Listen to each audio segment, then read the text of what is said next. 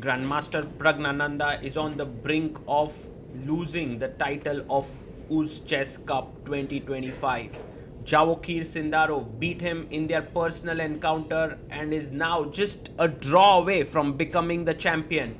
Pragg has to win if he wants to stay in the title race, and this is extremely important. A handshake and off we go.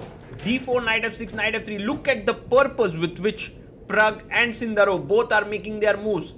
Completely zoned in, and Pragg stops a bit because maybe the King's Indian was not that obvious for him that Sindarov would go for it. Castles, e4, d6. We are in the main line territory of King's Indian. White has the strong center. Black has castled already. Well, Sindarov just needed a draw to become the champion, but as we know him very well now, he does not go away from a fight. He is always ready for it. H3 played by Pragg. A very interesting line. Maybe later wanting to gain space with g4, seeing where black goes. E5 is a possible line and one of the main lines here. There's also knight a6, but you can see Sindarov pausing there, trying to decide what would be the best line for him and also the one which will surprise Praggnanandhaa here. He's taking his time, he's not rushing it. These are all mind games that are being played at the highest level between two players who want to win a super strong event. Queen e8 played here by Sindarov. Bishop comes out to e3 for Pragg and pawn pushes to e5. Pragg touches his pawn and takes it back because he sees take bishop c5. He can trap the rook. So pawn on d4 has been touched by Pragg. And does he take? Does he push? Wow, that's a big decision there. He pushes the pawn to d5. Knight comes out to h5. And Praggnanandhaa did not like giving up his dark squared bishop. Wow, that was a very interesting moment there. Queen c2 played by Pragg now. a5. He's taking control of the square on b4. Wants to bring his knight to c5 so that b4 isn't easily possible to play. And Pragg's time is running. He's down to 2 minutes 12 seconds. Sindarov has 2 minutes 24 seconds.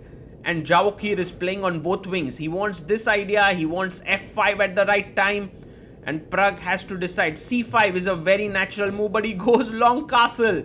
He's going for a full throttle attack there. a3 played by him, stopping knight b4. But now it's time for f5. I believe it's a strong move.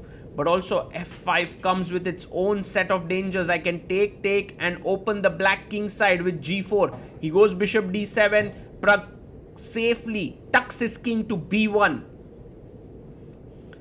Very interesting position here. None of the pieces have been traded. We are on move number 12. Both players just hoping for some kind of way to put pressure on their opponents. g4 isn't a great idea for Pragg because the knight could jump in. But for now, it's Sindarov's move. I'm pretty sure he's looking at f5.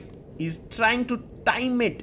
When is the right time? Does he play it now? Does he play b6 with the idea of knight c5? These are all the questions that he has to answer and grapple with right now. But look at his time. He's gone down to 1 minute 20 seconds. Insane. He goes f5. The best move in the position.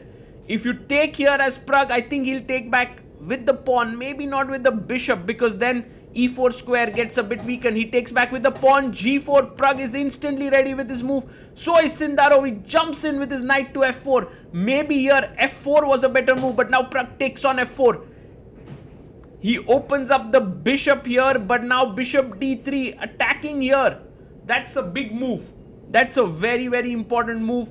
Bishop d3 played and Sindarov comes in with knight c5 attacking the bishop. Pragg, I guess, has to take on f5. He takes. Bishop takes f5. Pawn takes. And queen comes to h5 attacking the knight and also the pawn on f5. 1 minute 22 seconds for Javokhir. 1 minute 40 seconds for Praggnanandhaa. The best move now is to play knight to d4. Defending the pawn. Forcing black to give up the bishop. Rook takes d4, but then you lose your f5 pawn. Sindarov instantly chops it and takes on f5. A draw is enough for him. He knows it. He knows that a draw will make him the champion. Rook g1 check. Maybe it's a good idea to get the rook into the game. Very important right now not to trade queens, I guess, for Pragg, because the endgame looks around equal. He goes for a check, king h8, and now rook g4. He's saying to Sindarov, your pawn on f4 is a bit of a weakness. I'm going after it.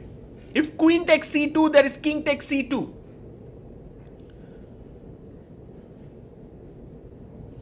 Wow, this game is really exciting in the sense that we don't know whose way it is going right now. Even the endgame could be slightly preferable for white because of the weakness of the f4 pawn, but also knight b5 attacking c7 pawn. White has more space thanks to the pawns on c4 and d5. Pragg now is waiting for Sindarov's decision. Does he trade queens? Does he do something else? Rook f4 is definitely a threat. Maybe first take the queen and then rook f4. Javokhir has 30 seconds. He pushes f3. Again, a good move. Knight e4 is a very powerful move. If you take the knight, I take it with the d rook, and this is really a great position because queen c3 check is coming and the king is too weak. So will Praggnanandhaa find knight e4 or will he do something else? Time is running out for Pragg. Right now he has 57 seconds. Sindarov has 36 seconds. And Pragg, look at him. He's trying to look at the board. The pressure is as high as it can get in a tie break to decide the title, to decide the champion of the tournament. And I believe Pragg is taking into consideration this move, knight e4. He's now gone below the time of Sindarov. He takes, brings his king up. He's still hopeful that this position will give him some winning chances. But maybe it's not so simple.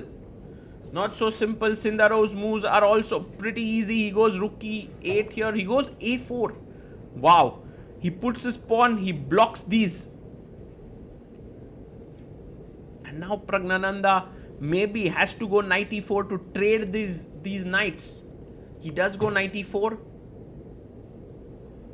And now, if you take knight e4, this is very good improvement for white. The rooks are super active. So he goes rook e8. And now maybe king c3.